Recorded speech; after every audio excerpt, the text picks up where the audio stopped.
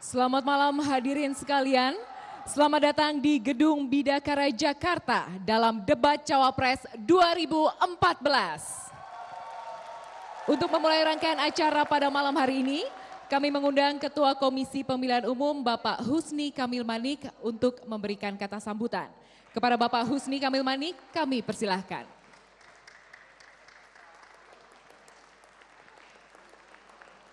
Assalamualaikum warahmatullahi wabarakatuh. Selamat malam, salam sejahtera buat kita semua. Ini riuh sekali ya, baik timnya pasangan nomor 1 maupun nomor 2. Yang saya hormati calon presiden nomor urut 1 Bapak Haji Prabowo Subianto beserta calon wakil presiden nomor urut 2 Bapak Insinyur saya ulangi. Yang saya hormati Bapak Insinyur Haji Muhammad Hatta Rajasa. Saya salah. Yang saya hormati calon presiden nomor urut 2 Bapak Insinyur Haji Joko Widodo beserta calon presiden nomor urut 2 Bapak Dr. Andus Haji Muhammad Yusuf Kalla. Yang saya hormati pimpinan lembaga tinggi negara, hadirin dan pemirsa dimanapun Anda berada. Mengawali kegiatan debat keempat ini, saya mengajak kita semua memanjatkan puji syukur kehadiran Allah Subhanahu wa Ta'ala, Tuhan Yang Maha Esa. Sampai hari ini bertepatan kita sudah memasuki bulan Ramadan, bulannya umat Muslim berpuasa. Kita masih diberikan berkah oleh Ilahi Robbi, Tuhan Yang Maha Pengasih lagi Maha Penyayang. Bapak Ibu hadirin dan pemirsa yang saya hormati, pada debat keempat ini kita menetapkan tema pengembangan sumber daya manusia dan pengembangan ilmu pengetahuan dan teknologi, di mana yang akan tampil menyampaikan visi, misi, dan program pasangan calon presiden dan wakil presiden kali ini adalah calon wakil presiden masing-masing, yaitu Bapak Insinyur Haji Muhammad Hatta Rajasa dan Bapak Dr. Andus Haji Muhammad Yusuf Kalla. Tema ini sangat penting bagi kita, warga bangsa, karena kita rasakan sampai hari ini persoalan sumber daya manusia dan pengembangan teknologi adalah satu sektor yang harus dibenahi karena kita sudah merdeka 69 tahun lamanya. Kita menginginkan bahwa sumber daya manusia kita tidak hanya bisa menjadi tuan rumah di negeri sendiri, tapi bisa bersaing dengan warga bangsa lain. Apalagi kita ketahui bahwa kita merupakan negara yang letaknya strategis dan diharapkan peran kita ke depan juga sangat strategis bagi bangsa-bangsa lain di Indonesia. Oleh karenanya, ulasan pada malam hari ini oleh calon wakil presiden yang akan menyampaikan paket visi, misi, dan program pasangan calon presiden dan wakil presiden adalah sangat penting kita simak secara bersama-sama. Sehingga siapapun yang akan terpilih, kita semua warga bangsa telah tahu apa yang akan dijalankan sebagai kebijakan pemerintah yang akan mendapat mandat selama 5 tahun ke depan. Oleh karenanya saya mengajak kita semua, sembari sebagian besar dari warga bangsa kita menjalankan bulan Ramadan, baik menjalankan ibadah pada siang hari maupun malam hari, kita berdoa kepada Allah yang Maha Kuasa agar kegiatan debat ini bisa berjalan lancar dan kita juga berharap mendoakan agar 9 Juli 2014 pemungutan dan penghitungan suara berjalan dengan sukses. Mari kita saksikan acara debat keempat ini antara calon wakil presiden. Assalamualaikum warahmatullahi wabarakatuh.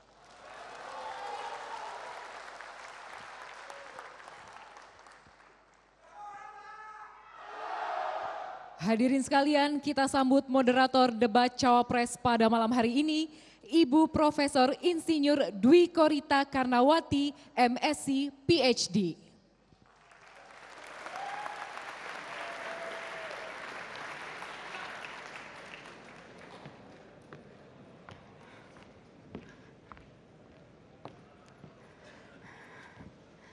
Selamat malam Indonesia, selamat jumpa kembali dalam acara debat calon wakil presiden 2014. Debat malam ini merupakan putaran yang keempat dari seluruh rangkaian debat Pilpres 2014. Tema yang akan dibahas malam ini adalah pembangunan sumber daya manusia dan iptek. Saya Dwi Korita Karnawati, moderator debat malam ini.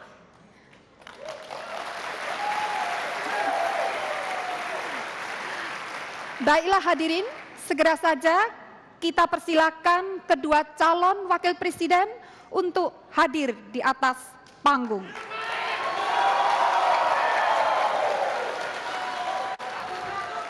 Calon nomor urut 1, Bapak Insinyur Haji Muhammad Hatta Rajasa, kami persilakan.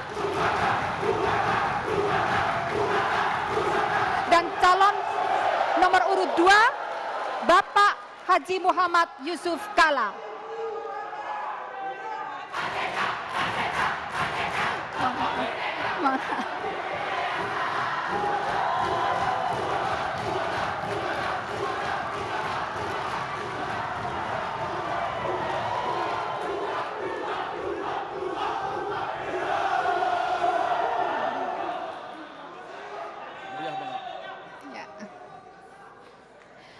Hadirin sekalian, dimohon semua untuk berdiri menyanyikan lagu kebangsaan Indonesia Raya.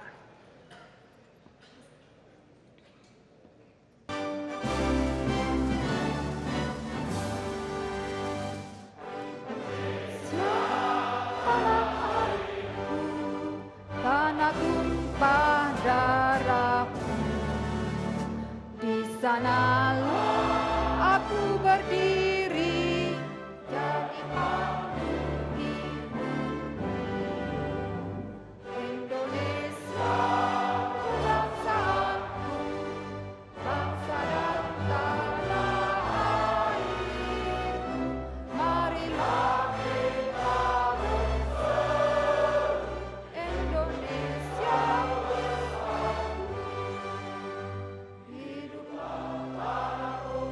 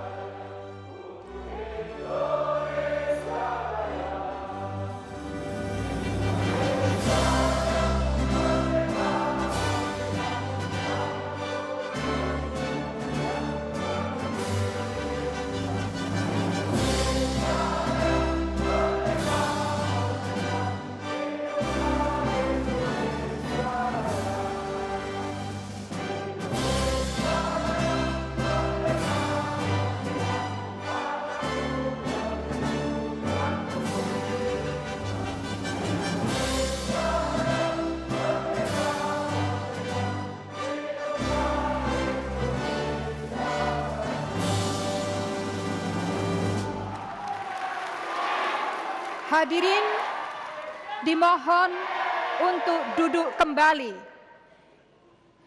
Kepada kedua kandidat, saya persilakan untuk mengambil tempat masing-masing.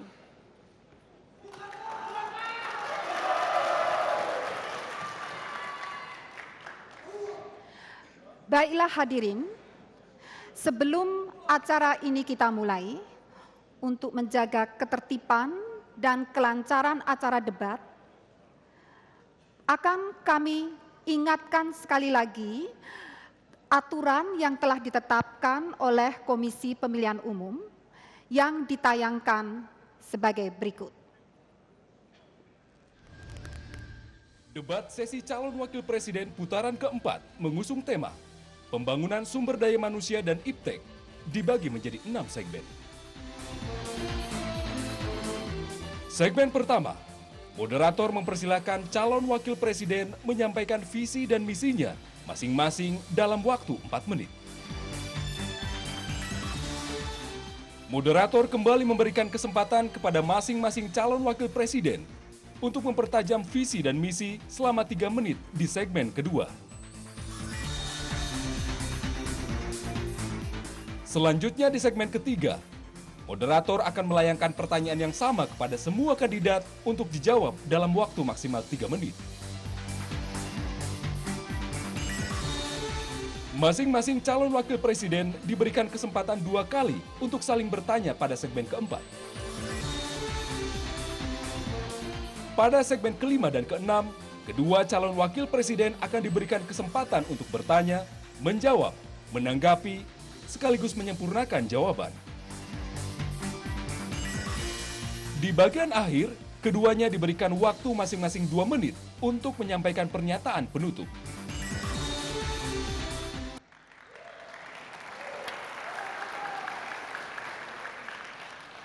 Baiklah hadirin sekalian, selain aturan yang telah ditetapkan oleh Komisi Pemilihan Umum, perlu saya tambahkan aturan tambahan. Aturan yang pertama, tepuk tangan dari para hadirin hanya diperkenankan setelah para kandidat selesai berbicara. Aturan yang kedua ditujukan kepada kedua calon untuk berbicara secara bergantian tanpa saling memotong. Demikianlah aturan yang harus kita tegakkan selama acara debat ini. Nah, hadirin sekalian, untuk memberikan semangat kepada kedua kandidat kita, saya persilakan untuk memberikan aplaus yang meriah.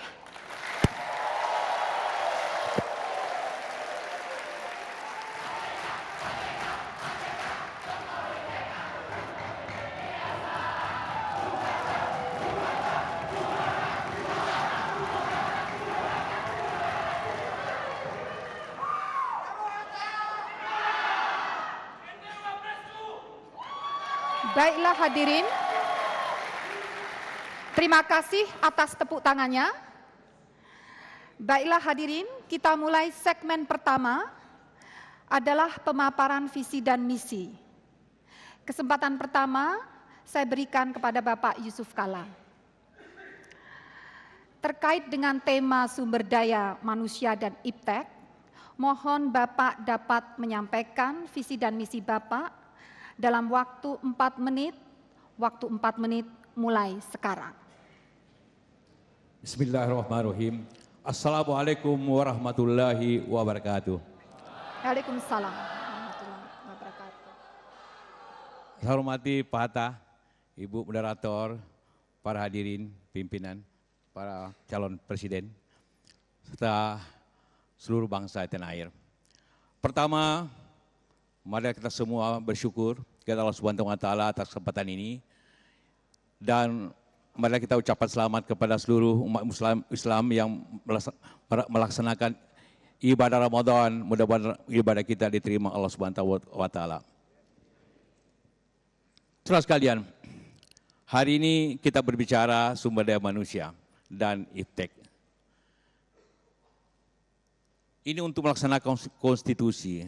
Konstitusi mengajarkan kepada kita bahwa tugas negara mencerdaskan bangsa. Begitu juga Allah Subhanahu wa Ta'ala telah menjanjikan dalam surat Al-Mujadilah, Allah akan meninggikan orang yang beriman di antara kamu dan yang diberi ilmu pengetahuan beberapa derajat. Artinya adalah bahwa apapun yang kita bicarakan ini penting untuk dunia dan akhirat. Oh sekalian, apabila kita berbicara tentang sumber daya manusia, maka kita berbicara kepada bangsa. Kenapa? Karena pembangunan itu sendiri, objek dan subjeknya adalah manusia, bangsa Indonesia. Karena itulah kita semua, Pak Jokowi selalu mengatakan bahwa yang pertama harus dilaksanakan ialah meningkatkan derajat sumber daya manusia kita. Sumber daya manusia tentu ditingkatkan dengan pendidikan. Pendidikan, teknologi, dan ilmu pengetahuan. Memang pendidikan, ilmu pengetahuan, teknologi tidak bisa dipisahkan. Karena itulah adalah sumber daripada ilmu itu sendiri dan peningkatan itu sendiri. Karena itulah, maka kombinasi daripada sumber daya manusia dan ilmu pengetahuan adalah ujungnya produktivitas bangsa itu sendiri. Kita belajar daripada bangsa-bangsa lain dan kita belajar dari bangsa kita. Bangsa banyak yang maju karena ilmu pengetahuan, ada bangsa yang maju karena sumber daya alam. Karena itulah kita dengan punya sumber alam dan kemudian dengan kekayaan sumber daya manusia dan upaya ilmu pengetahuan tentulah akan memberikan manfaat yang lebih besar bangsa ini. Apa yang kita harus lakukan? Banyak hal tentunya. Pendidikan kita memang merupakan ada sistem pendidikan nasional yang mengutamakan kecerdasan, akhlak yang baik, budi pekerti dan juga pengetahuan yang baik. Adalah tugas untuk kita semua. Kita semua mempunyai anggaran yang sesuai dengan Undang-Undang Dasar 20%. Merupakan hal yang tidak banyak diterapkan oleh bangsa-bangsa lain. Ilmu pengetahuan teknologi, kita mempunyai banyak lembaga. Ada BPPT, ada LIPI, ada Batan dan sebagainya. Bagaimana lembaga-lembaga ini menjadi ujung tombak ke depan untuk majukan teknologi ini. Begitu juga universitas begitu banyak yang harus disatukan kemampuannya untuk memajukan ilmu pengetahuan bangsa ini. Karena dengan modal perguruan tinggi, modal pendidikan, modal daripada institusi swasta yang harus maju bersama-sama akan menjadi suatu kekuatan besar ke bangsa ini. Tentu dibutuhkan usaha, dibutuhkan kebersamaan bangsa ini untuk maju secara bersama-sama. Mudah-mudahan dalam kesempatan ini kita semua akan mendapatkan suatu kesempatan yang sama. Karena kemajuan itu kemajuan kita semua. Kemajuan itu adalah harapan kita semua. Pendidikan, ilmu pengetahuan, sumber daya manusia merupakan suatu hal yang tidak bisa berdiri sendiri. Harapan kita semua mudah-mudahan dalam pemerintahan ke depan, apapun caranya kita harus maju dengan kemampuan itu. Terima kasih. Bapak Yusuf Kalla, masih ada waktu? Terima kasih. Terima kasih. Untuk berikutnya saya persilakan Bapak Hatta Rajasa untuk memaparkan visi dan misi terkait dengan tema saat ini. Waktu 4 menit mulai dari sekarang. Bismillahirrahmanirrahim. Assalamualaikum warahmatullahi wabarakatuh. Selamat malam dan salam sejahtera bagi kita semua. Yang saya hormati Bapak Muhammad Yusuf Kalla, calon Wakil Presiden Republik Indonesia nomor 2. Ibu moderator yang saya muliakan, seluruh rakyat Indonesia yang saya cintai dimanapun berada. Pertama-tama, izinkanlah saya menyampaikan selamat menunaikan ibadah puasa kepada seluruh umat muslimin dan muslimat di seluruh tanah air. Saudara sekalian yang saya cintai, pembukaan Undang-Undang Dasar 1945 mengamanatkan kepada kita bahwa kita mencerdaskan kehidupan bangsa. Artinya sangat tergantung kepada kualitas sumber daya manusia dan penguasaan ilmu pengetahuan dan teknologi. Sedangkan kualitas sumber daya manusia sangat ditentukan oleh 2 faktor utama, pendidikan dan kesehatan. Sejarah umat manusia mencatat jatuh bangunnya peradaban manusia sangat ditentukan oleh kualitas sumber daya manusia dan penguasaan ilmu pengetahuan dan teknologi pada zamannya.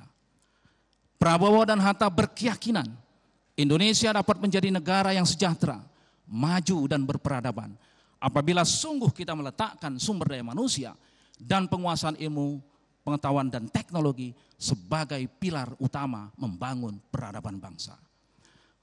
Kata kunci dan tantangan yang kita hadapi adalah sejauh mana kita dapat menjamin seluruh warga bangsa kita untuk dapat menikmati pendidikan yang inklusif, berkeadilan, berkualitas, sedini mungkin, setinggi mungkin, menjangkau seluas mungkin. Disinilah tantangan yang harus kita jawab. Prabowo dan Hatta Rajasa menjawab itu dengan memperbaiki kualitas pendidikan, memperluas akses dan mempermudah jangkauan dengan mewajibkan kita untuk berpendidikan 12 tahun. Karena itu hak yang mendasar bagi warga negara kita. Di bidang iptek tentu saja pemerintah wajib memajukan ilmu pengetahuan dan teknologi untuk memajukan peradaban dan memakmurkan umat manusia. Kata kunci di dalam iptek ada 3. Bagaimana iptek kita bisa membangun daya saing bangsa. Yang kedua, bagaimana iptek kita dapat menjawab, merespons keberlanjutan pengelolaan sumber daya alam kita, baik nirhayati maupun hayati. Dan yang ketiga adalah bagaimana iptek kita mampu menyiapkan masyarakat Indonesia yang kritis, yang inovatif untuk menjawab tantangan globalisasi yang semakin ketat. Di bidang kesehatan, kita akan melanjutkan perbaikan gizi masyarakat, memperluas akses pelayanan BPJS, baik cakupan maupun mendekatkan pelayanan kesehatan kepada masyarakat. Apabila kita melihat, kita pun penting meningkatkan produktiviti dari tenaga kerja kita yang 46% masih berpendidikan SD. Oleh sebab itu penting bagi kita untuk meningkatkan produktiviti dengan membuka balai-balai latihan, meningkatkan pusat-pusat keunggulan, pusat-pusat inovasi agar seluruh komponen masyarakat kita mendapatkan pendidikan, mendapatkan kesehatan, dan mendapatkan ilmu pengetahuan untuk membangun peradaban bangsanya. Inilah beberapa poin yang kami sampaikan. Terima kasih. Assalamualaikum warahmatullahi wabarakatuh. Waktu masih 3 menit, 3 detik. Waktu masih, oke. Terima kasih. Terima kasih.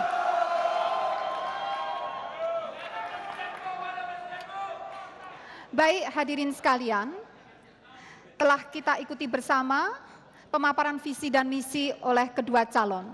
Untuk segmen berikutnya, kita akan masuk pada pendalaman visi dan misi. Namun sebelumnya kita ikuti jeda berikut.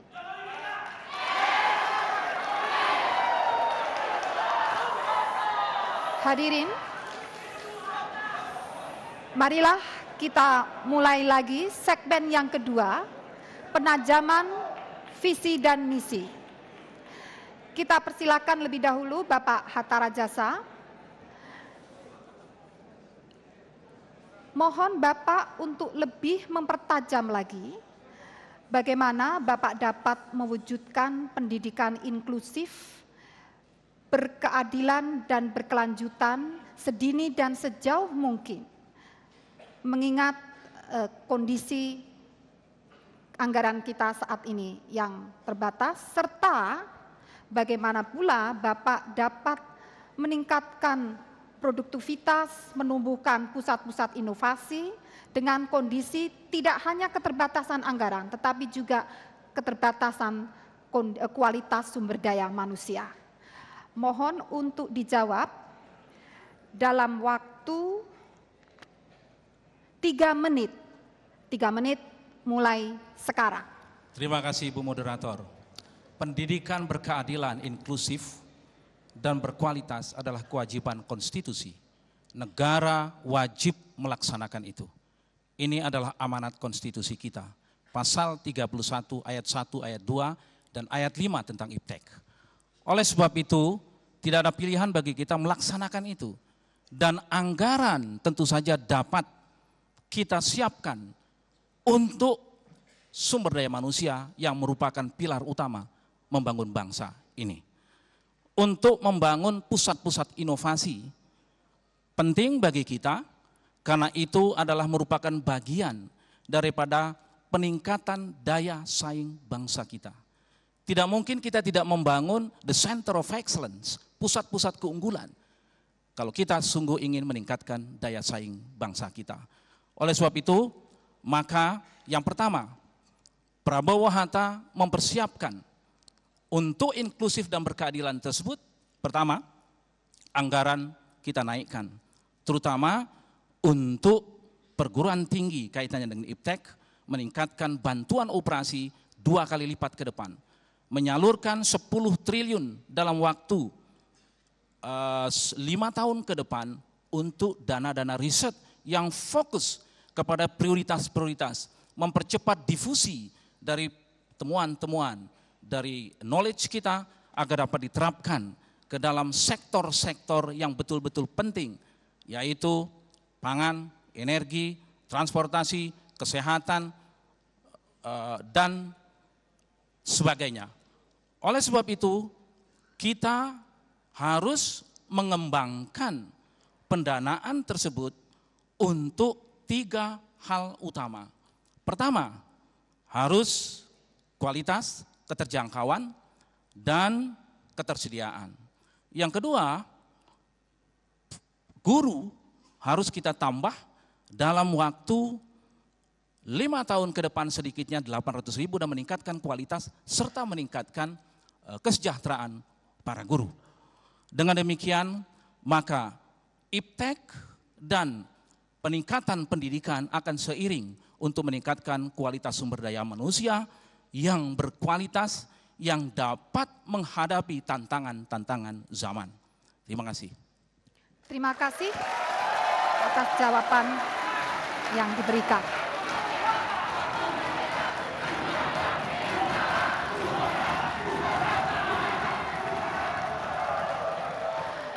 Berikutnya kepada Bapak Yusuf Kalla, dalam visi misi Bapak menegaskan pentingnya pendidikan nasional untuk meningkatkan kecerdasan, akhlak, dan budi pekerti. Namun nampaknya pendidikan budi pekerti ini tentu memerlukan waktu dan proses yang cukup lama. Bagaimanakah Bapak yakin dalam periode, seandainya Bapak terpilih, dalam periode pemerintahan Bapak, mampu menyusun strategi untuk meningkatkan pendidikan budi pekerti, dan dengan menyadari kesenjangan SDM yang ada di berbagai wilayah Indonesia, bagaimana Bapak yakin dapat memajukan inovasi IPTEK? Waktu 3 menit, 3 menit dimulai dari sekarang. Terima kasih Ibu. Pendidikan budi pekerti dapat diterapkan dari semua mata pelajaran. Tidak khusus pendidikan budi pekerti. Kita bisa masukkan pendidikan budi di sejarah. Kita bisa masukkan budi pekerti di matematika, disiplin, bagaimana mengatur disiplin, bagaimana mengatur. Jadi pendidikan budi pekerti tidak berarti hanya pengetahuan ilmu pekerti saja. Contohnya bahasa Indonesia. Kita bisa mengajarkan cerita yang heroik, kita bisa mengambil contoh-contoh yang baik. Kita hilangkan cerita tentang kancil yang cenderung untuk menipu begitu. Kita hilangkan itu contohnya. Jadi harus suatu mata pelajaran yang tampu, tapi menyangkut semua isinya tentang bagaimana kita manusia Indonesia berani, bagaimana bahasa Indonesia itu pintar, dan bagaimana manusia dinamis menjalankan itu. Itulah yang kita sebut revolusi mental. Pendidikan dan tentu juga semangat itu. Revolusi untuk yang belajar bahasa Indonesia yang benar tidak selalu berhubungan dengan komunis, tapi mempercepat proses begitu kan, untuk diketahui begitu tentang bahasa.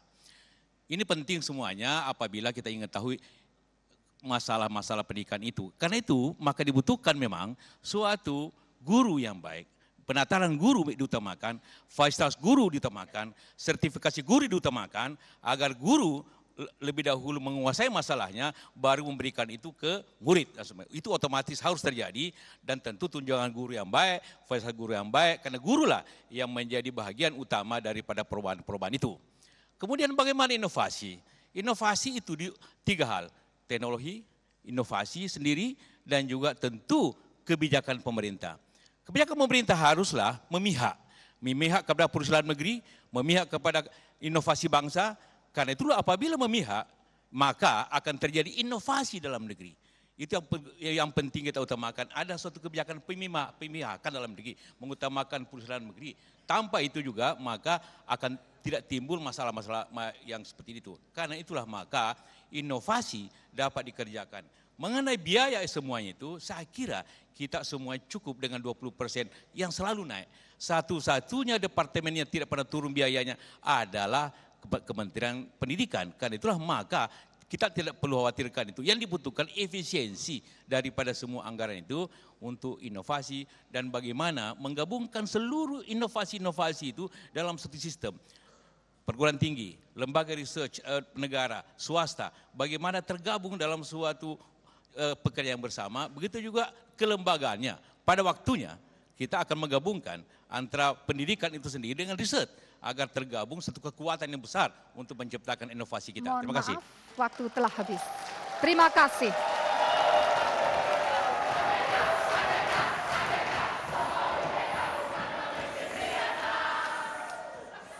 Hadirin sekalian, telah kita ikuti bersama pendalaman visi dan misi. Untuk berikutnya, kita akan melanjutkan pada segmen ketiga, yaitu pertanyaan dari moderator. Namun sebelumnya, kita ikuti jeda berikut. Hadirin sekalian, kita masuk pada segmen yang ketiga, yaitu pertanyaan moderator. Pertanyaan ini akan saya sampaikan lebih dahulu kepada Bapak Yusuf Kala.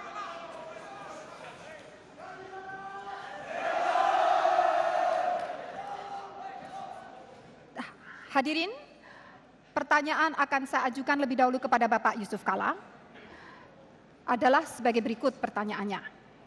Menyadari adanya kesenjangan yang lebar dalam kualitas sumber daya manusia dan penyebarannya di berbagai daerah di Indonesia, serta daya saing SDM yang relatif masih rendah di pasar global, maka bagaimanakah kebijakan Bapak untuk mengatasi hal tersebut? Di sisi lain, sebagian dari SDM kita yang unggul justru memilih berkarya di luar negeri. Maka, bagaimanakah pula upaya yang akan Bapak lakukan untuk mencegah mengalirnya SDM berkualitas ini? Waktu kita berikan 3 menit mulai sekarang. Terima kasih Ibu Moderator. Seperti kita pahami bahwa SDM yang tingkatannya berbeda tentu diakibatkan oleh pendidikan yang berbeda baik jumlah dan mutunya. Maka tentu langkah yang pertama ialah pendidikan nasional betul-betul menasional. Harus ada keseimbangan, karena itulah ada pemetaan untuk bagaimana pendidikan di daerah tertentu yang kurang, kemudian ditingkatkan mutunya karena dia kurang. Begitu juga jumlah pendidikan, juga distribusi guru dan fasilitas-fasilitas tentu diabaikan. Dan dorongan agar masyarakat juga ikut dalam pendidikan itu. Yang kedua, langkah-langkah pertukaran guru perlu kembali diadakan, sehingga guru-guru di daerah-daerah yang tentu kurang akan dibantu oleh daerah lebih. Kita mengapresiasi Indonesia Mengajar oleh Saudara Anies, itu salah satu cara bagaimana memberikan suatu pemerataan daripada sumber daya manusia. Begitu juga lapangan kerja, sumber daya manusia juga tergantung kepada kesenjangan ekonomi. Apabila ekonomi kita harus diratakan, baik di timur dan di barat, maka faktor sumber daya manusia akan berubah. Jadi 2 hal yang tentu, pendidikannya dan proses ekonominya harus diperbaiki. Yang kedua tadi, bagaimana tadi Ibu mengatakan tentang,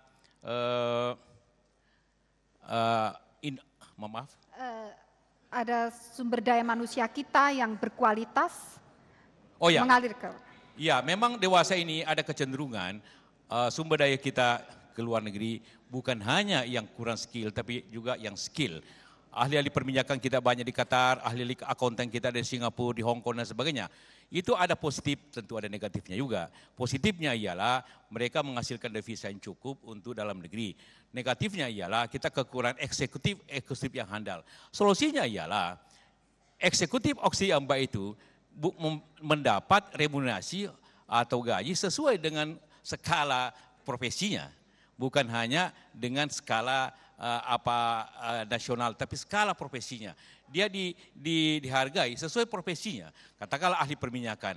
Kalau dia mendapat di Qatar atau di manapun jumlah tertentu, maka dalam negeri tentu tidak perlu sama. Tapi suatu hal yang menyenangkan mereka untuk bekerja dalam negeri sehingga dia berbakti kepentingan nasionalnya. Tetapi kita juga tidak menghalangi mereka kerja luar negeri setidak-tidaknya mendapat pengalaman yang akan dibawa ke dalam negeri. Ada suatu jalan keluar yang sama, tetapi seperti itu mereka harus dihargai, para profesional itu sesuai profesinya, bukan hanya sesuai pangkatnya, tapi sesuai profesinya sehingga mendapat penghargaan yang cukup dan mereka mau kerja kembali dalam negeri. Terima kasih.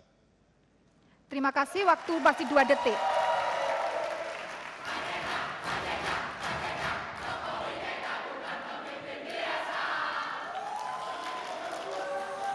Berikutnya, kesempatan kami sampaikan kepada Bapak Hatta Rajasa.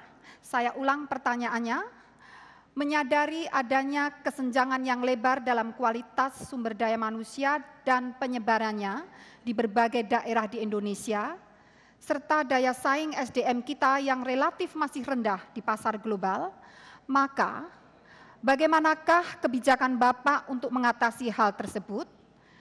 Sementara itu di sisi lain, sebagian dari SDM kita yang unggul memilih berkarya di luar negeri. Bagaimanakah upaya yang akan Bapak lakukan untuk mencegah hal tersebut? Waktu 3 menit mulai sekarang. Terima kasih Ibu Moderator. Dari 125 juta angkatan kerja kita, memang 46% masih tamatan SD. Oleh sebab itu, struktur tenaga kerja seperti ini tidak ideal. Mengapa? Karena hanya 8% lulusan perguruan tinggi yang masuk ke pasar kerja. Kita harus meningkatkan APK perguruan tinggi dalam sampai 2019 setidaknya 40%. Sehingga aliran masuk adalah mereka yang skill dan memiliki knowledge. Persoalannya bagaimana yang 46% yang sudah ada di pasar agar mereka produktivitinya meningkat.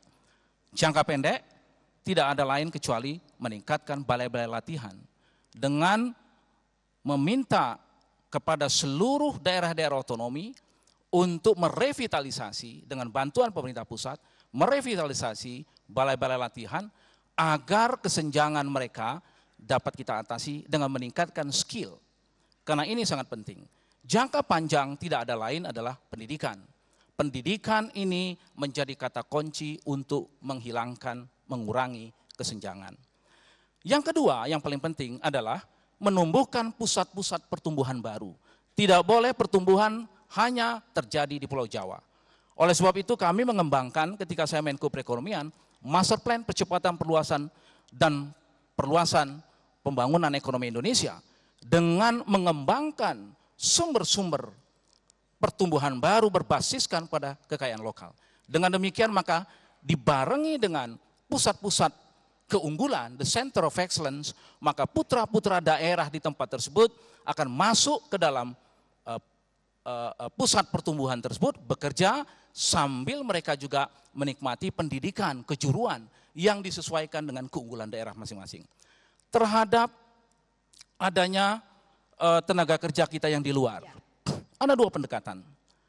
Yang pertama, kita bisa melihat dari satu sisi, yaitu strategi pembangunan kita yang membuat mereka tidak mendapatkan kesempatan di sini. Contoh yang paling konkret, apabila kita mengedepankan menjual bahan mentah saja, maka para engineer dan skill tidak akan bisa bekerja. Dengan mengembangkan value added industry, maka mereka akan tertarik pulang ke Indonesia. Strategi ini harus kita jalankan. Yang kedua adalah bisa saja kita dalam waktu yang sementara, ini adalah pendekatan India, mereka mengembangkan karirnya di luar, akan tetapi membuka market, membuka pasar, mengakseskan ke Indonesia, dan pada saat yang tepat mereka akan pulang. Karena pembangunan ekonomi kita terus meningkat. Terima kasih. Waktu Mas. Terima kasih.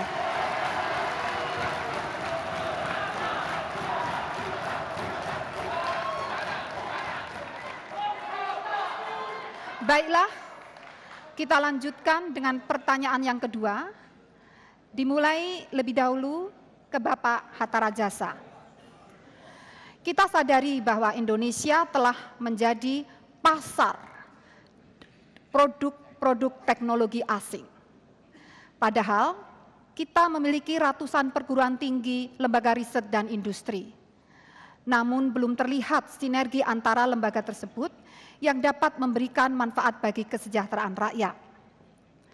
Apa yang salah dengan kondisi tersebut menurut Bapak, dan bagaimanakah Bapak dapat mensinergikan pendidikan tinggi, lembaga riset, dan industri agar permasalahan tersebut dapat diatasi? Waktu 3 menit, 3 menit dimulai dari sekarang. Terima kasih. Pengembangan pusat inovasi dengan pendekatan triple helix harus kita lakukan. Pertama, government mengembangkan regulasi yang pro kepada peningkatan knowledge masuk ke difusi pada sektor-sektor yang kita prioritaskan. Yang kedua, pemerintah memberikan insentif kepada perusahaan-perusahaan yang mengeluarkan dananya untuk kepentingan-kepentingan riset yang bisa masuk ke dalam market. Yang ketiga, pemerintah mengeluarkan regulasi yang memungkinkan terjadinya percepatan program kewirausahaan sehingga invention plus entrepreneurship menjadi inovasi yang akan mengatasi persoalan-persoalan banjirnya masalah impor di tanah air kita. Khusus masalah banjirnya impor, maka pemerintah menurut saya harus, dan Prabowo Hatta betul-betul apabila diberikan mandat oleh rakyat, maka kita sungguh ingin mengedepankan seluruh sumber daya alam kita harus kita kelola based on value added. Tidak bisa lagi kita kembangkan pembangunan ekonomi yang tidak berbasis kepada knowledge. Oleh sebab itulah, maka pendekatan-pendekatan industri untuk mengurangi ketergantungan impor, terutama yang bahan baku dan bahan penolong, yang 78% dari impor kita adalah bahan baku dan bahan penolong, harus kita atasi dengan inovasi, dengan triple helix, adanya kerjasama antara lembaga-lembaga riset, perguruan-perguruan tinggi, dunia-dunia usaha, dan pemerintah. Inilah yang kita kembangkan di dalam sistem inovasi nasional kita. Kita harus fokus, konsentrasi. Yang kedua, mau tidak mau, anggaran riset yang hanya 0,1% dari GDP kita harus kita tingkatkan.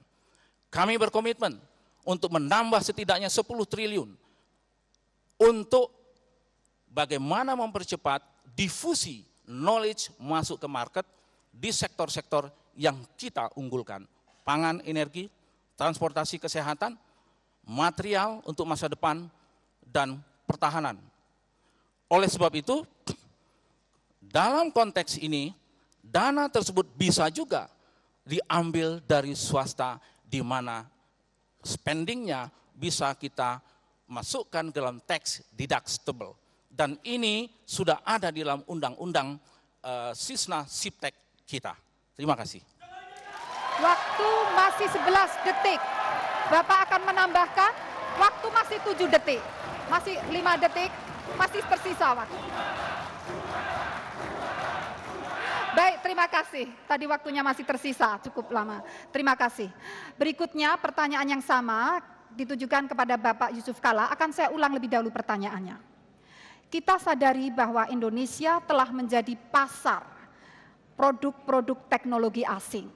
Padahal kita memiliki ratusan perguruan tinggi, lembaga riset dan industri.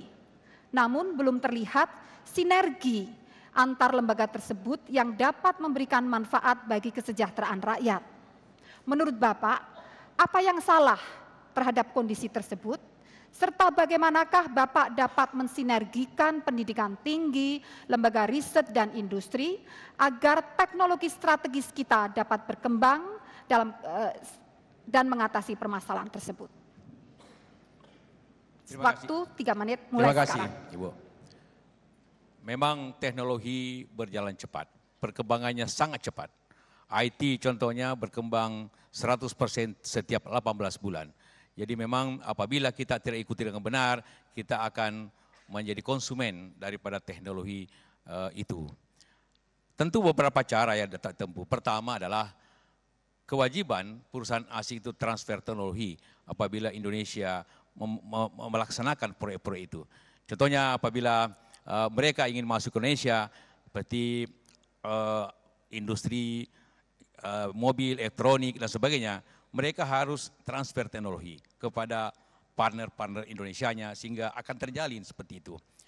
Yang kedua adalah harus ada non-tarif barrier untuk suatu teknologi yang tidak mau kepada transfer teknologi itu.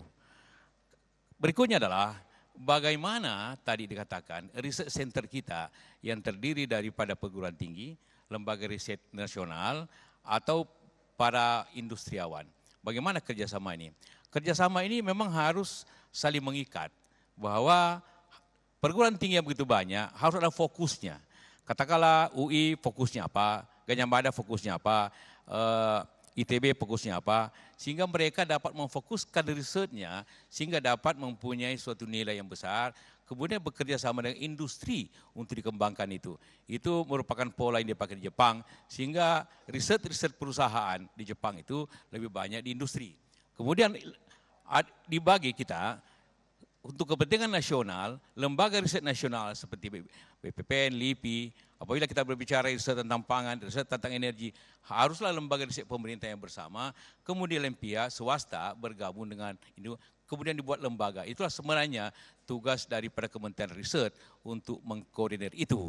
Nah, dengan cara koordinasi itu semuanya mendapat bagian dengan catatan bahwa setiap mendapat inovasi, katakanlah paten, maka perguruan tinggi harus mendapat share yang besar sehingga perguruan tinggi mendapat insentif.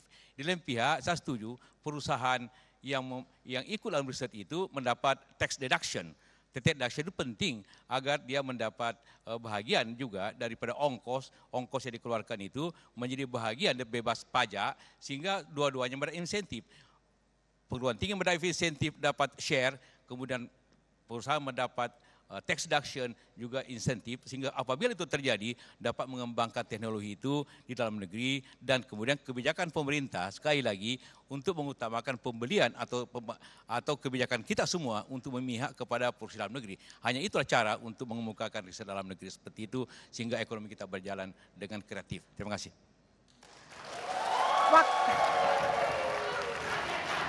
Terima kasih.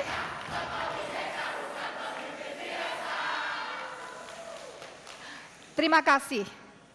Hadirin sekalian, telah kita ikuti bersama jawaban dari para calon wakil presiden. Nah, untuk selanjutnya kita akan menginjak pada segmen yang keempat. Namun sebelumnya kita ikuti jeda berikut. Terima kasih. Hadirin, kita lanjutkan untuk segmen keempat, yaitu segmen saling bertanya. Kesempatan pertama, saya sampaikan kepada Bapak Hatta Rajasa untuk mengajukan pertanyaan kepada Bapak Yusuf Kalla dalam waktu 1 menit. 1 menit mulai dari sekarang. Terima kasih Pak Muhammad Yusuf Kalla. Saya bertanya yang ringan saja Bapak. Untuk pencerahan saya, kita banyak mengenal revolusi dan kita tahu revolusi biasanya suatu proses yang memang terkadang sulit dikendalikan dibandingkan reformasi misalkan. Nah, kira-kira bagaimana revolusi mental itu? Apakah memang ada suatu values di tanah air kita yang memang sudah tidak sesuai lagi sehingga harus ada revolusi. Misalkan values Pancasila yang kita ketahui sebagai filosofis bangsa kita. Terima kasih Bapak. Terima kasih. Mohon Pak Yusuf Kalla untuk menjawab dalam waktu 2 menit. 2 menit mulai sekarang. Ya, revolusi jangan disalah-artikan seakan-akan suatu pemberontakan, tidak. Revolusi ialah bekerja cepat, perubahan cepat. Karena kita mengetahui semua, Bapak calon capres itu tiap hari mengatakan kebocoran mental artinya. Kalau kita tidak cepat, bagaimana kita bisa atasi itu? Bagaimana masalah-masalah nasional kita yang akibatnya karena mental manusia. Bagaimana korupsi yang besar itu, bagaimana penyerangan keras. Kalau ini kan asal-usulnya daripada perilaku mental bangsa. Nah kalau kita hanya evolusi butuh 20 tahun, sudah habis negeri ini baru selesai. Jadi kita harus bekerja keras, bekerja bersama-sama. Ini tanggung jawab semuanya, sehingga pendidikan harus cepat, merata, pendidikan bermutu, budi pekerti yang baik. Itu tujuan-tujuan berbangsa kita. Ini bukan cepat, tapi lambat. Karena kita sudah 60 tahun merdeka, sistem kita masih belum sempurna untuk mencapai tujuan-tujuan itu. Jadi masalahnya ialah waktu yang mendesak, dan semua kita apabila bekerja bersama-sama, gotong royong, dalam hal pendidikan, seperti saya katakan tadi, tidak semua hal dirubah, tapi memasukkannya semua. Apabila kita bicara bahasa Indonesia, ya kita berikan budi pekerti itu, semangat itu dalam heroisme. Bukan hanya cerita, tapi heroismenya kita masukkan. Apabila kita berbicara matematika, bagaimana kejujuran kita masukkan ke situ, sehingga angka-angka itu jangan dimanipulasi nanti pada waktu besar, contohnya. Itu semua akan menjadi bahagian, sehingga dalam waktu tidak terlalu lama, hal itu dapat kita jelaskan. Dan dengan biaya yang besar, pendidikan kita besar, guru harus diperbaiki dengan cepat, ketunjangannya harus diperbaiki dengan cepat. Itu semua yang kita sebut suatu proses yang cepat. Proses cepat itu kan namanya revolusi. Terima kasih. Untuk selanjutnya, saya persilakan Bapak Yusuf Kalla untuk mengajukan pertanyaan kepada Bapak Hatta dalam waktu maksimum 1 menit. 1 menit mulai dari sekarang. Pak Hatta, selalu kita menyebut bonus demografi. Apalagi Bapak dan pemerintah selalu berbicara akan terjadi pertumbuhan karena bonus demografi. Tapi kalau kita tidak hati-hati, bonus demografi bisa menjadi bencana demografi. Karena itu, apa langkah-langkah menurut Pak Hatta untuk melaksanakan bahwa bonus demografi itu betul-betul bonus, bukan musibah? Terima kasih, mohon untuk dijawab dalam waktu 2 menit mulai sekarang. Terima kasih. Bonus demografi harus betul-betul kita manfaatkan karena hanya sekali dan tidak akan terulang kembali. Usia produktif ini harus kita jadikan tidak hanya usianya saja yang produktif, tapi produktivitasnya harus kita tingkatkan. Tidak ada jalan lain, 2 saja Pak JK. Pertama pendidikan. Pendidikan, dan yang cepat adalah bagaimana upaya-upaya kita, faktor yang kita sebut dengan total faktor productivity masuk ke dalam elemen pertumbuhan ekonomi kita, dan itulah yang kita sebut dengan sains dan teknologi. Oleh sebab itu, maka bonus demografi ini haruslah kita isi masyarakat Indonesia dengan ilmu pengetahuan dan berkemampuan teknologi, sehingga bonus demografi tersebut dapat meningkatkan pertumbuhan neto akibat dari bonus demografi tersebut. Kira-kira lebih dari 10% perkiraan saya apabila betul kita serius menangani dengan baik. Yang kedua, bonus demografi ini haruslah betul-betul kita manfaatkan di mana kesenjangan usia yang muda, jadi usia 0 sampai 15 tahun yang non produktif, dan usia di atas 60 tahun yang tidak produktif, yang ini itu kita dekati dengan program-program social protection, sedangkan program-program yang produktif kita dorong untuk meningkatkan kinerja dan mengembangkan 2 program, yaitu employment dan kewirausahaan. Dengan demikian maka usia produktif bisa kita tingkatkan produktivitinya. Terima kasih Pak JK. Terima kasih.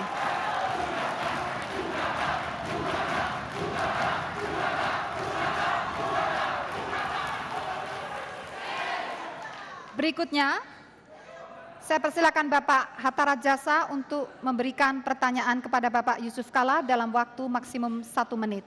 1 menit mulai sekarang. Terima kasih. Barusan saya tadi mendengar Pak JK mengatakan soal sertifikasi guru.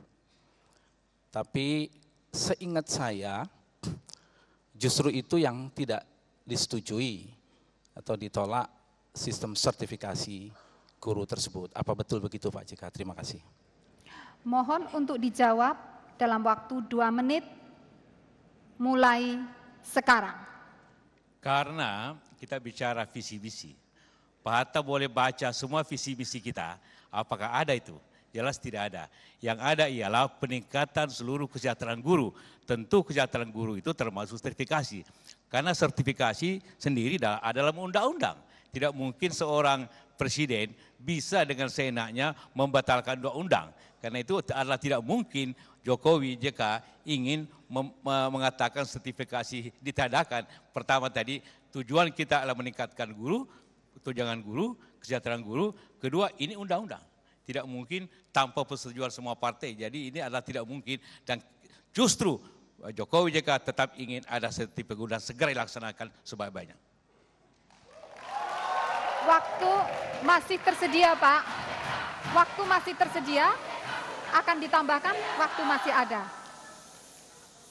Waktu masih ada 1 menit lebih. 1 menit tepat masih ada. 1 menit. Kita masih mengirim, karena ini masalah sumber daya manusia. Kita masih mengirim tenaga kerja Indonesia ke luar negeri dalam jumlah yang banyak. Banyak yang mengalami masalah-masalah di negara-negara Timur Tengah juga di tetangga kita. Pertanyaannya, apakah kebijakan mengirim tenaga TKI itu masih dipertimbangkan atau dilanjutkan atau dihentikan? Bagaimana pendapat Pak Hatta? Mohon maaf, langsung saja dijawab dalam waktu. Waktunya pendek sekali. 2 menit Pak, saya Baik. berikan waktu 2 menit mulai sekarang. Mohon Baik, maaf. terima kasih. Yang pertama, kita harus mendorong pertumbuhan ekonomi kita, mengembangkan program-program kewirausahaan, mengembangkan usaha-usaha kecil menengah koperasi, agar kita dapat meningkatkan employment tenaga kerja di tanah air kita. Itu yang pertama. Sehingga bangsa kita akan menjadi bangsa yang bermartabat, bangsa yang terhormat, tidak sekedar mengirim tenaga rumah tangga misalkan dan sebagainya. Oleh sebab itu kami berpendapat yang pertama itu harus kita lakukan Pak JK. Yang kedua, kita boleh mengirim tenaga ke luar negeri, tapi tenaga skill. Bukan labor atau cheap labor atau tenaga murah, tenaga kasar. Karena itu akan mengganggu harkat dan martabat bangsa kita. Oleh sebab itu, yang ke luar negeri harus memiliki skill tertentu, harus memiliki kemampuan untuk meningkatkan pendapatannya dan mampu bersaing dengan negara-negara lain. Sedangkan untuk tenaga kerja wanita, saya berpendapat sebaiknya kita moratorium karena terlalu banyak persoalan-persoalan yang menyangkut case, legal case yang mengganggu harkat dan martabat bangsa kita. Terima kasih. Terima kasih.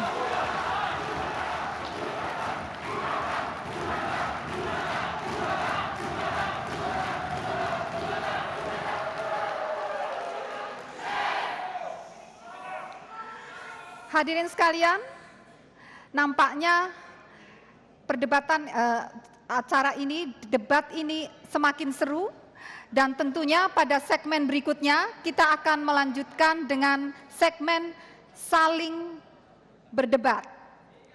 Namun sebelumnya kita ikuti lebih dahulu jeda berikut.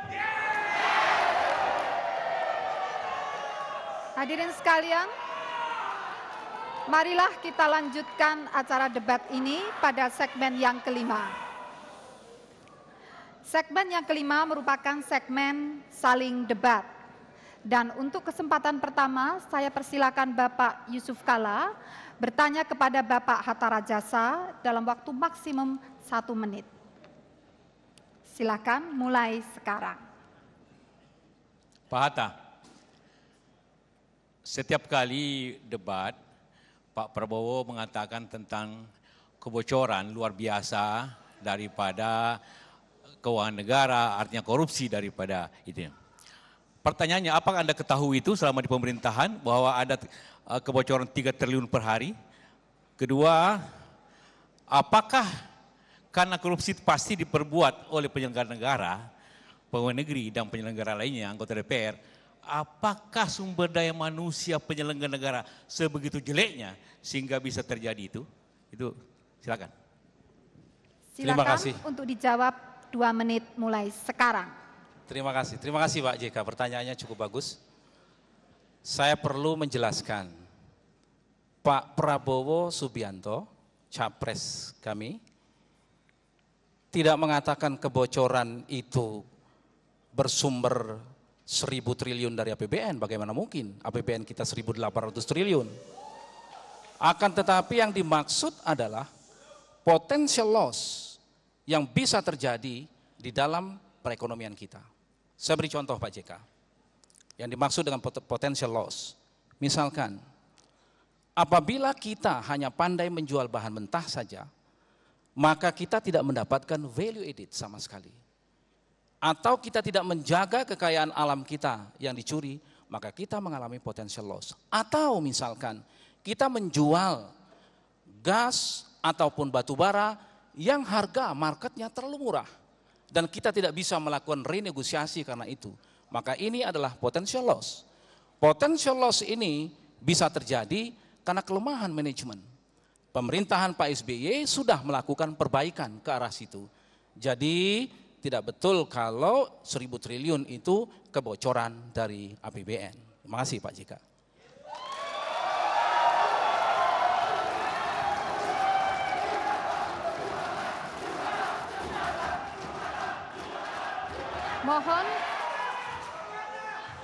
Mohon untuk menanggapi jawaban tersebut dalam waktu 2 menit mulai sekarang. Ya, kalau itu kebocoran tentu juga tercermin di KPK atau kejaksaan. Apakah itu begitu besarnya itu termasuk karena mafia minyak, mafia daging, atau mafia bibit, atau mafia gula yang sebar di KPK, ataupun penyelesaiannya bagaimana menurut Anda?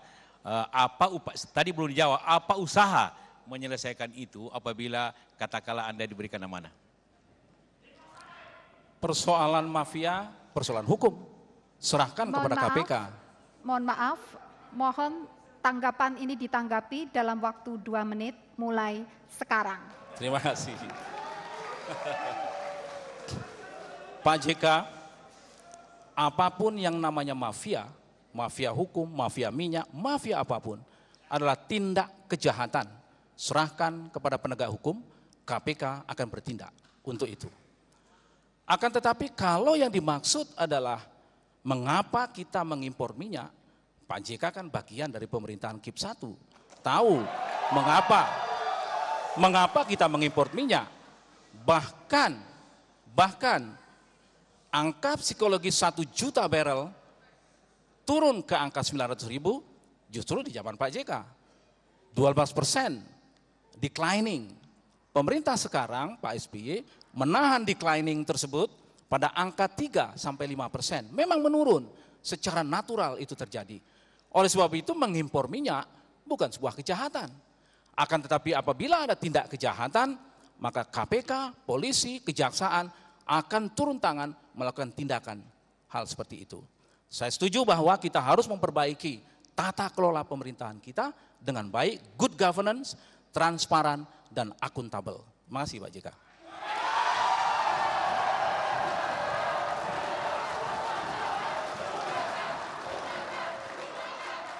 Terima kasih. Terima kasih.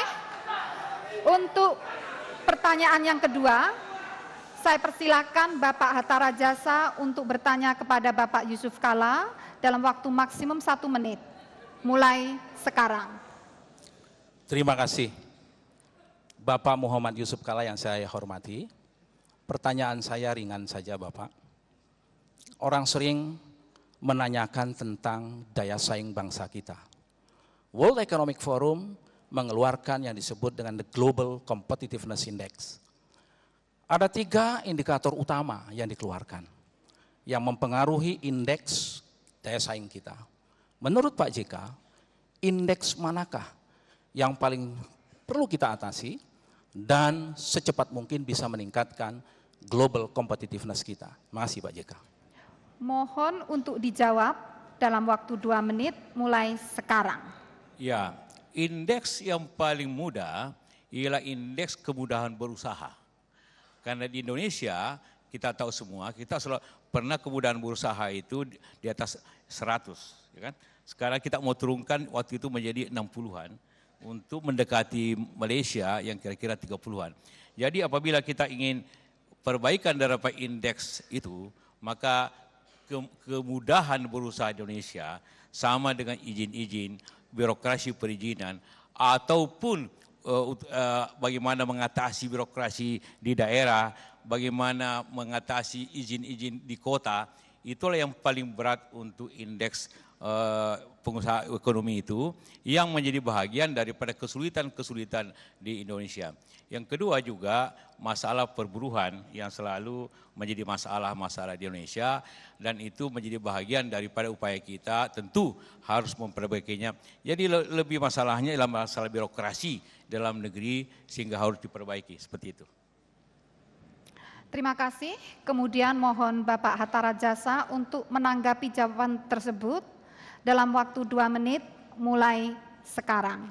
Ya, saya kira apa yang disampaikan itu tidak sepenuhnya mengena Pak JK. Karena ease doing business itu perlu, tapi menurut saya di dalam the global competitiveness yang paling penting adalah inovasi bangsa. Technological readiness, kesiapan kita soal teknologi, dan menurut pandangan saya yang paling fundamental adalah menyelesaikan infrastruktur dasar. Infrastruktur dasar inilah yang paling besar pengaruhnya kepada Global Competitiveness Index itu. Terima kasih Pak JK. Terima kasih. Terima kasih.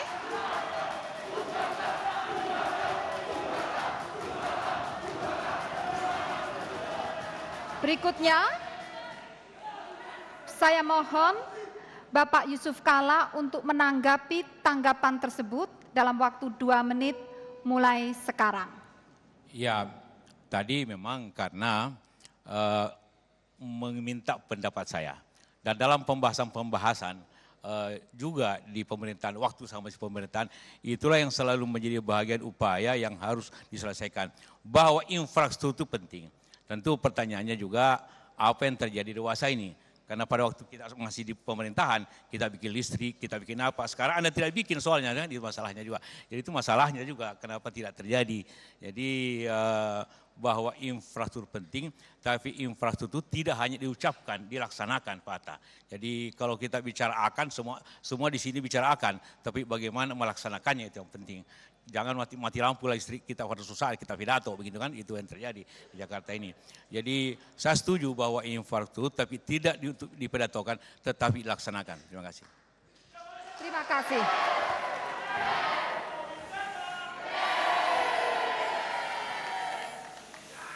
Terima kasih. Berikutnya kita lanjutkan segmen ke-6, masih tetap melanjutkan saling debat.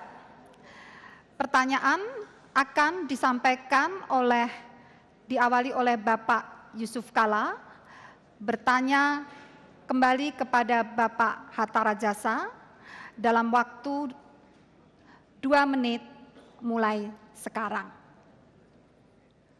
Ya, ini juga ringan aja Pak Hatta. Pak Hatta, Anda kan pernah Menteri Ristek, ya.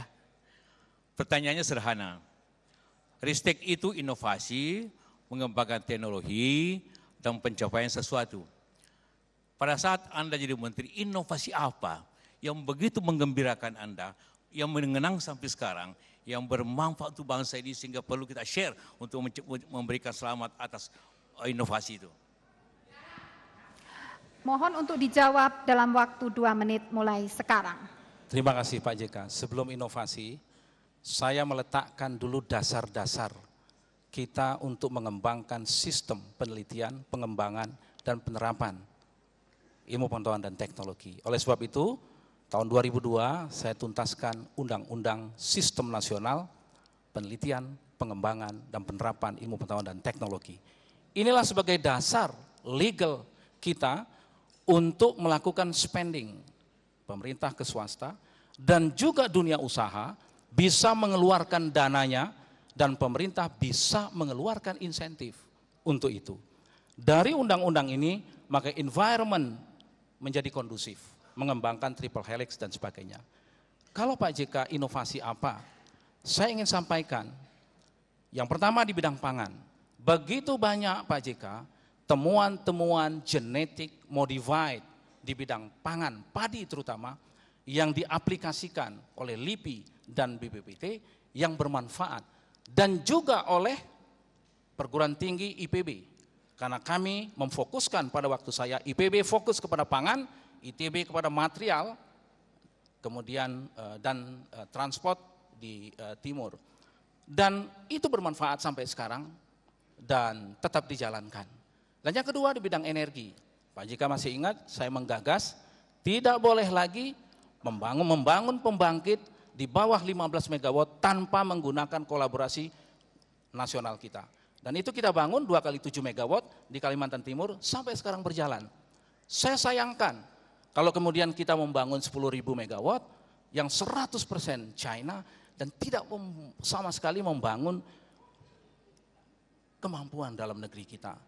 Nah, menurut saya bangga dengan itu Pak JK. Terima kasih. Terima kasih.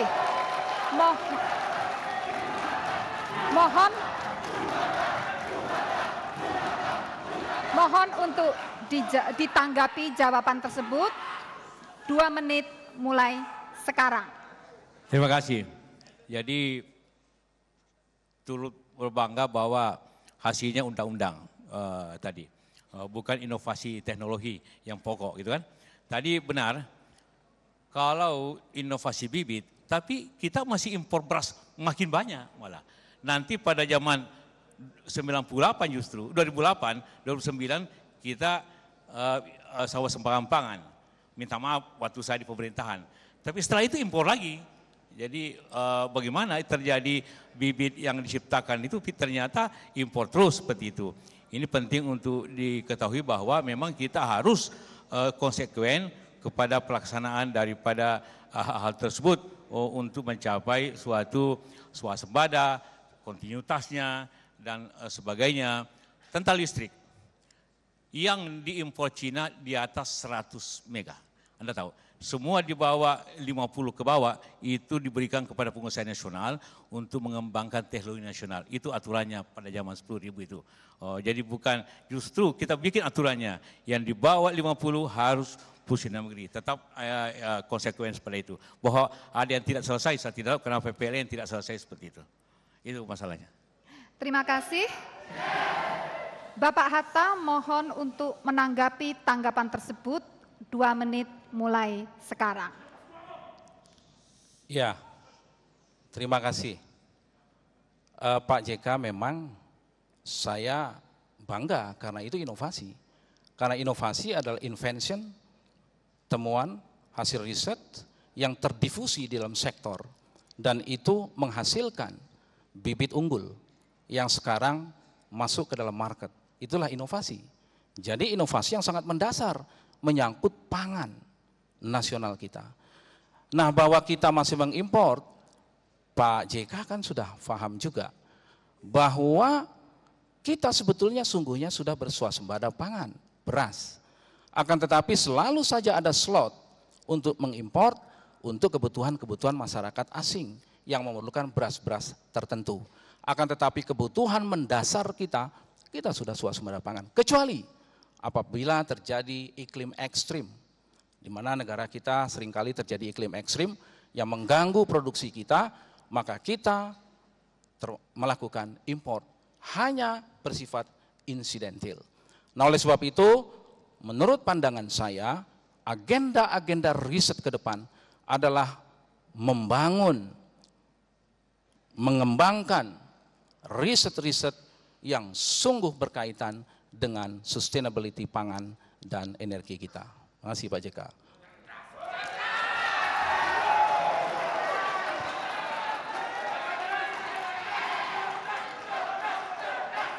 Terima kasih. Terima kasih. Kemudian giliran berikutnya saya persilakan Bapak JK, mohon maaf, saya persilakan Bapak Hatta Rajasa untuk bertanya kembali kepada Bapak JK dalam waktu 2 menit mulai sekarang. Terima kasih. Pertanyaan yang simpel saja Bapak JK. Saya membaca di dalam visi misi Bapak JK dan Pak Jokowi itu memang tidak lagi memperhitungkan atau menolak ujian nasional. Ini suatu perkembangan buat saya yang cukup menarik. Karena saya tahu waktu kita sama-sama di KIP, Bapak lah promotor utama untuk ujian nasional. Apakah ada suatu perubahan di Pak JK? Kalau ada perubahan, kira-kira hal apa yang salah dalam sistem ujian nasional kita? Terima kasih Pak JK. Terima kasih, mohon segera untuk langsung saja ditanggapi, menjawab. Mohon untuk langsung dijawab dalam waktu 2 menit sekarang. Pak Hatta, kalau Anda baca betul tentang visi misi kami, bunyinya adalah akan dievaluasi sistem pendidikan seperti kurikulum dan juga akan dievaluasi ujian nasional. Evaluasi itu boleh perbaiki sistemnya, boleh bobotnya, boleh apapun, tapi evaluasi tidak menghilangkannya dalam segera gitu. Jadi evaluasi, contohnya saja, dulu soal hanya 1, kemudian karena orang suka nyontek diberikan 2, sekarang soalnya 20 satu kelas. Dulu bobotnya 100% ujian nasional. Untuk lulusan sekarang, bobotnya cuma 60%, 40% ke daerah. Jadi didaerahkan. Tadi pertanyaan Ibu, bagaimana kesenjangan pendidikan di daerah-daerah luar biasa. Tidak mungkin kita perbaiki kesenjangan itu kalau tidak ada pemetaan. Dan pemetaan tidak mungkin diketahui apabila tidak ada ujian nasional. Dan ujian nasional itu merupakan sejarah lama. Bukan hanya sekarang, tahun 50-an sudah ujian nasional, tahun 60-an ada, tahun 80-an ada. Di negara-negara maju semua ujian nasional. Jadi kesimpulannya, ujian kurikulum, ujian nasional semuanya secara bertahap selalu dievaluasi sesuai dengan waktunya. Sesuai evaluasi. Nah, itu maknanya untuk memenuhi tadi Ibu bahwa ada terjadi kesenjangan nasional sehingga kesenjangan itu diatasi dengan pengetahuan dan pemetaan. Tanpa itu tidak mungkin kita atasi kesenjangan pendidikan nasional. Itu maksudnya. Terima kasih.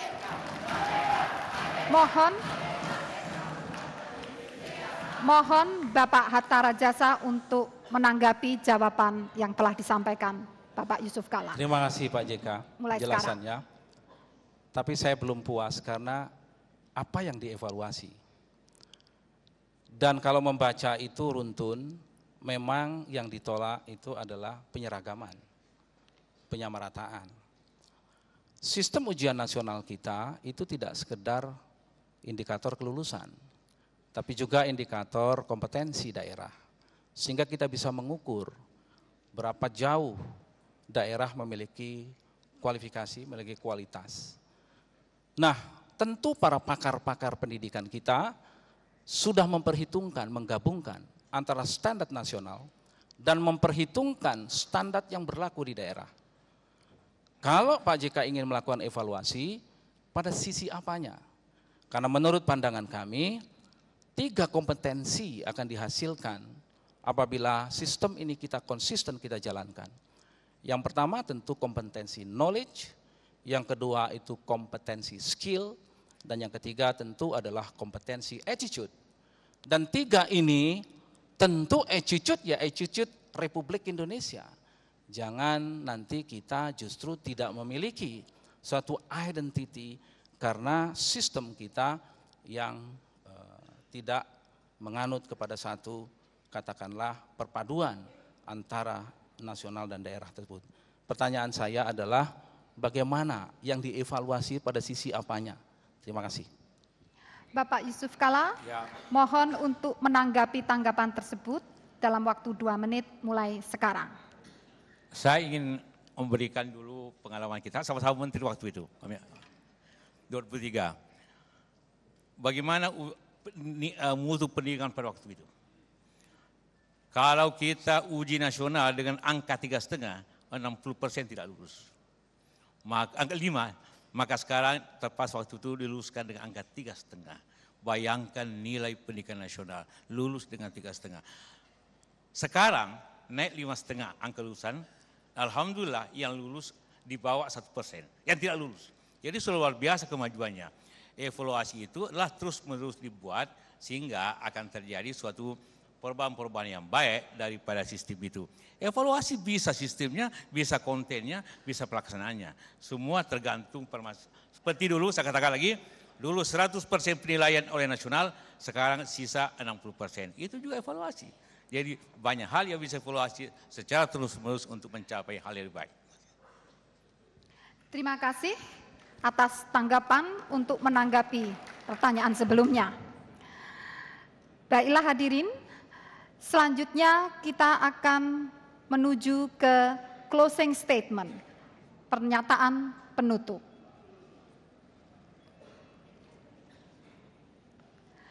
Namun, ya, menuju ke closing statement, pernyataan penutup. Saya persilakan kepada masing-masing calon untuk memberikan pernyataan, namun sebelumnya akan kita ikuti jeda berikut. Terima kasih. Hadirin sekalian, mohon maaf, sebelum kita memberikan closing statement, kita masih akan melanjutkan saling debat. Dan kesempatan debat yang pertama akan saya sampaikan kepada Bapak Yusuf Kalla untuk bertanya kepada Bapak Hatta Rajasa dalam waktu 2 menit mulai sekarang. Silakan. Jadi silakan Bapak bertanya. Pak Hatta, kita sudah bicara banyak tentang SDM. Sekarang kita bicara kelembagaan. Kita tahu dari tadi lembaga riset nasional ada LIPI, ada BPPT, ada Batan, dan banyak sekali. Bagaimana cara menyatukan sehingga kita efisien dalam hal riset dan hasilnya bisa terukur? Sehingga bukan hanya biayanya memang kecil, tapi hasilnya harus terukur berapapun biaya daripada hal tersebut. Tentu apalagi kita berusaha meningkatkan biaya, sehingga biaya dan hasil harus terukur untuk mencapai hasil itu. Bagaimana menurut Anda yang kita capai? Silakan untuk dijawab dalam waktu 2 menit sekarang. Terima kasih. Kita punya 7 lembaga di bawah Kementerian Riset dan Teknologi yang semuanya memiliki kompetensi masing-masing. Misalkan LIPI, Lembaga Ilmu Pengetahuan Indonesia, banyak melakukan riset-riset dasar, termasuk riset sosial. BPPT melakukan bukan lembaga riset, BPPT itu Badan Pengkajian dan Penerapan Teknologi. Jadi semacam clearinghouse teknologi sebetulnya, idenya ke sana. Dan kalau dulu namanya Bakor Surtanal, yang sekarang menjadi lembaga spasial, itu punya kompetensi tersendiri pula. Demikian juga Bapeten, mengawasi nuklir. Batan adalah melakukan riset-riset nuklir yang sangat maju di Indonesia, terutama di dalam ilmu-ilmu kedokteran. Pertanyaannya yang pertama, kita tidak perlu misalkan memaksakan 7 lembaga tersebut harus sama melakukan riset. Mereka memiliki kompetensi. Akan tetapi yang paling penting adalah bagaimana output dari lembaga-lembaga tersebut dapat terdifusi di dalam sektor-sektor yang sungguh memberikan manfaat, bisa kita katakan sebagai inovasi dan sebagainya.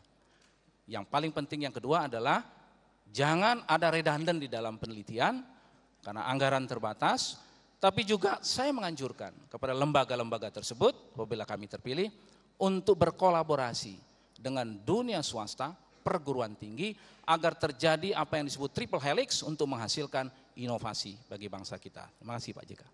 Terima kasih. Mohon Bapak untuk memberikan tanggapan 2 menit mulai sekarang. Yang saya maksud tadi, akuntabilitas daripada riset itu harus juga terjamin sehingga apabila kita ingin tingkatkan biaya, kita tahu juga apa yang dicapai dengan yang dicapai. Bahwa mereka berbeda-beda segmen otomatis pasti, tapi harus tetap terkoordinasi. Karena Menteri Riset, mungkin bukan BPPT yang mengkoordinasi ya, tapi Menteri Risetnya yang harus mengkoordinasi daripada hasil-hasilnya, sehingga hasil-hasil jelas untuk kebaikan semua. Karena tadi hampir semuanya kita merasa bahwa riset kita belum mampu untuk mengatasi dinamika kemajuan teknologi, sehingga kita kemasukan teknologi yang paling banyak dari luar. Itu yang saya maksud, bahwa bagaimanapun koordinasi dan ukuran-ukuran keberhasilan itu tetap harus kita punyai. Baik, terima kasih Bapak Yusuf Kalla. Berikutnya Bapak Hatta, saya mohon untuk menanggapi tanggapan tersebut 2 menit sekarang. Terima kasih Ibu Moderator. Tentu saja Bapak JK yang terhormat, koordinasi harus dilakukan. Oleh sebab itu 7 lembaga itu berada langsung di bawah koordinasi Kementerian Riset dan Teknologi. Nah, kita setuju bahwa harus ada penajaman pada riset-riset yang bisa cepat terdifusi di dalam sektor-sektor. Setuju. Oleh sebab itu, koordinasi yang menyangkut anggaran, koordinasi yang menyangkut riset-riset yang betul-betul diperlukan oleh bangsa ini, saya menyebutkan 6 yang terpenting sekali: pangan, energi, transportasi, pertahanan, kedokteran dan kesehatan, dan menyangkut kebumian, termasuk juga di dalamnya adalah maritim kita. Nah, ini memang penajaman pada sisi itu harus kita lakukan agar semakin cepat aliran dari knowledge menuju ke inovasi untuk membangun perekonomian bangsa kita. Saya setuju. Untuk itu harus ada koordinasi yang baik hal seperti itu, terutama di dalam pendanaan dan penajaman-penajaman. Terima kasih. Terima kasih. Berikutnya kita menginjak ke pertanyaan keempat. Saya persilakan Bapak Hatta Rajasa untuk bertanya kepada Bapak Yusuf Kalla dalam waktu 2 menit mulai sekarang. Terima kasih, pertanyaan saya sederhana Bapak. Apa kira-kira pandangan Pak JK terhadap sistem pendidikan kita sekarang ini dan dikaitkan dengan pandangan Pak JK pada waktu dulu, ini dulu, yang kurang sependapat pendidikan gratis. Sekarang ini pendidikan gratis dikembangkan sampai 12 tahun. Seperti misalkan kami menggratiskan pendidikan mulai usia dini sampai ke SMA. Nah, kira-kira apakah dalam konteks ini Pak JK melihat ada yang disebut dengan keadilan, inklusivisme di situ, dan pendidikan yang bersifat universal itu. Terima kasih Pak. Terima kasih. Mohon untuk dijawab dalam waktu 2 menit mulai sekarang. Ya, pendidikan gratis adalah keniscayaan, sudah terjadi sesuai aturan. Otomatis kita harus laksanakan bahwa kita boleh berbeda pandang sebelumnya, tapi begitu kita sepakat maka kita sepakat. Itu yang saya ingin sampaikan. Kenapa harus ada crop subsidi? Karena apabila tidak ada crop subsidi antara mampu tidak mampu, maka akan terjadi 2 kelas pendidikan.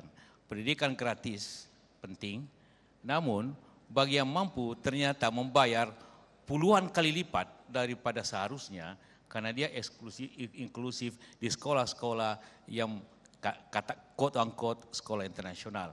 Maka mereka pun harus membayar sesuatu untuk cross subsidi kepada tidak mampu dalam bentuk pajak yang baik, dalam bentuk suatu kerjasama supaya jangan terjadi dua kelas pendidikan, pendidikan yang gratis dan pendidikan yang mahal yang terjadi.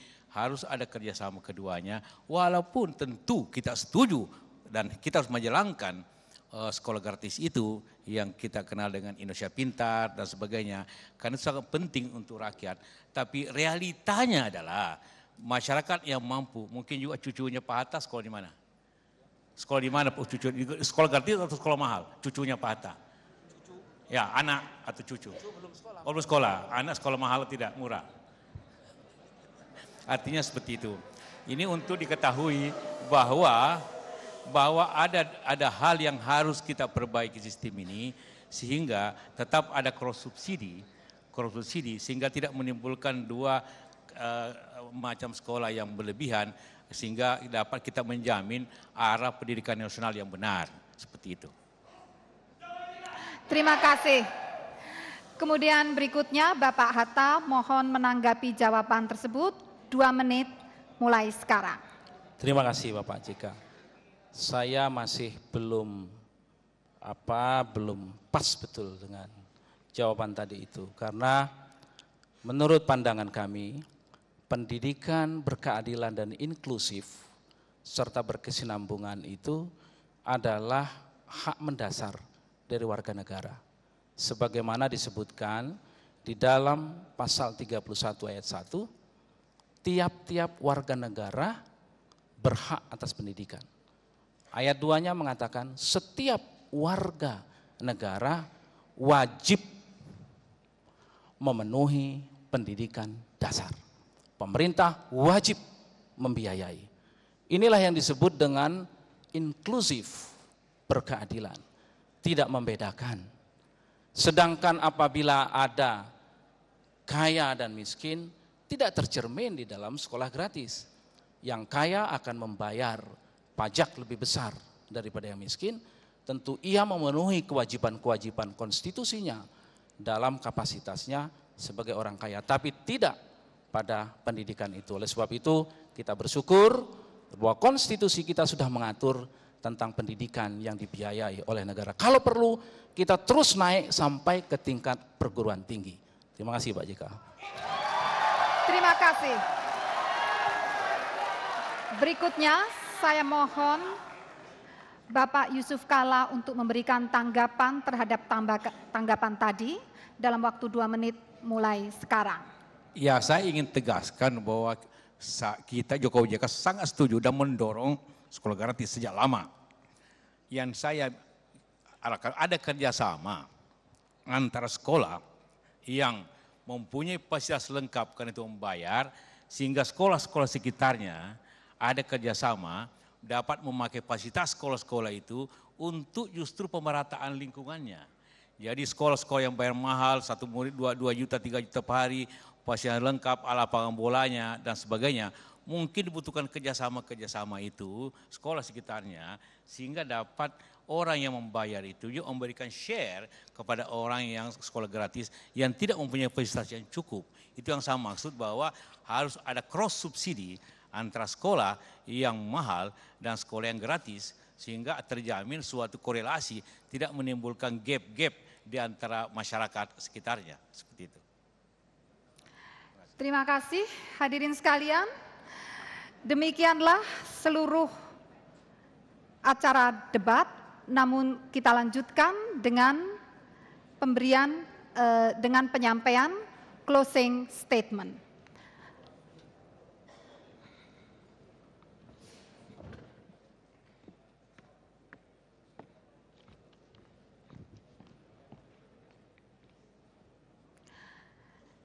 Untuk closing statement ini saya persilakan Bapak-bapak untuk berdiri. Kemudian closing statement yang pertama akan disampaikan oleh Bapak Hatta Rajasa dalam waktu 2 menit mulai sekarang. Assalamualaikum warahmatullahi wabarakatuh. Rakyat Indonesia yang saya cintai dimanapun berada, para ibu-ibu, para pedagang asongan, para nelayan, para buruh, para dokter, para perawat, para teknisi, semua yang ada di seluruh tanah air. Mari sejenak kita bayangkan, mimpi kita adalah agar masa depan anak-anak kita lebih baik, lebih cerah, dan ibu-ibu tidak mengkhawatirkan masa depan anak-anaknya. Oleh sebab itu, kita harus bekerja keras, membangun bangsa ini sungguh menjadi negara kesatuan Republik Indonesia yang merdeka, bersatu, berdaulat, adil dan makmur. Mari sejenak kita bayangkan, seandainya sumber daya alam kita depleted, habis karena non-renewable, pasti habis. Pertanyaan kritis kita, apakah negara kita akan kolaps? Apakah kita akan divided? Apakah kita akan tersisih? Jawabannya tidak. Karena Prabowo Hatta mengedepankan konsep pembangunan, meletakkan sumber daya manusia dan kemampuan ilmu pengetahuan dan teknologi sebagai pilar utama membangun bangsa yang kita cintai ini. Energi kita bisa habis, tapi kecerdasan anak-anak, ibu-ibu yang kita didik akan melahirkan generasi-generasi tangguh yang akan menjawab tantangan pada zamannya. Insya Allah Indonesia akan menjadi negara yang maju, negara yang sejahtera, negara yang disegani macan di Asia dan disegani di dunia. Ibu-ibu, terima kasih kepada istri saya, kepada keluarga saya, dan kepada sahabat saya. Terima kasih semuanya. Assalamualaikum warahmatullahi wabarakatuh. Terima kasih.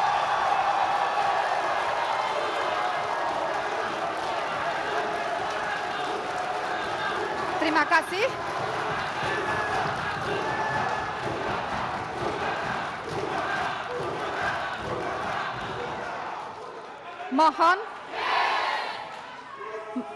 Mohon kemudian kita lanjutkan dengan closing statement yang kedua dari Bapak Yusuf Kalla. Saya persilakan dalam waktu 2 menit mulai sekarang. Terima kasih. Sumber daya manusia dan iptek menghasilkan produktivitas yang baik untuk bangsa ini. Itulah menjadi suatu tujuan upaya kita untuk memakmurkan bangsa ini. Kalau kita bicara pendidikan, tentu tanggung jawab kita semuanya. Tanggung jawab negara, tanggung jawab komunitas, tanggung jawab keluarga yang paling utama. Keluarga adalah sumber inspirasi, sumber pendidikan yang terbaik, sumber berpekerti daripada anak didik kita. Karena itulah maka keluarga harus menjadi tulang punggung pendidikan itu sendiri. Kedua, ibu-ibu kita, perempuan yang sebenarnya paling banyak tanggung jawab pada pendidikan keluarga anak-anak kita semua harus mendapat penghargaan dan harus mendapat bimbingan. Begitu juga masyarakat yang disable, yang tidak mampu, itu juga harus diberikan perhatian yang besar karena mereka bagian daripada bangsa ini sendiri untuk mendapat pendidikan yang baik, yang wajar, yang gratis kepada semuanya. Dari semua itulah, dari keluarga, dari anak, maka pendidikan akan menjadi bahagian yang begitu penting untuk kemajuan bangsa ini. Mulai dari PAUD. PAUD adalah pembinaan karakter awal bangsa ini. Karena umur 3 sampai 5 tahunlah karakter bangsa itu bisa dibentuk. Ke SD-nya yang sampai 12 tahun harus kita bina secepatnya. Begitu juga perguruan tinggi yang harus kita jalankan sebaiknya. Dan anggaran yang besar harus diberikan seperti itu. Lepas dari itu semua adalah teknologi yang menjadi bahagian daripada kemajuan bangsa haruslah menjadi bahagian yang integral dalam sistem nasional kita untuk menjadikan hal semua. Teknologi adalah urusan pengusaha, urusan negara, dan urusan kita semuanya. Terakhir. Terima kasih, waktu sudah habis. Terima kasih.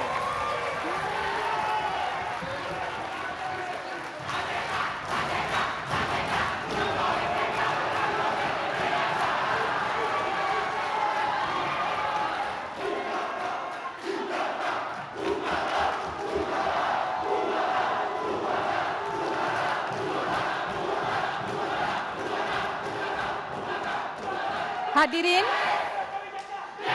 hadirin, hadirin, hadirin.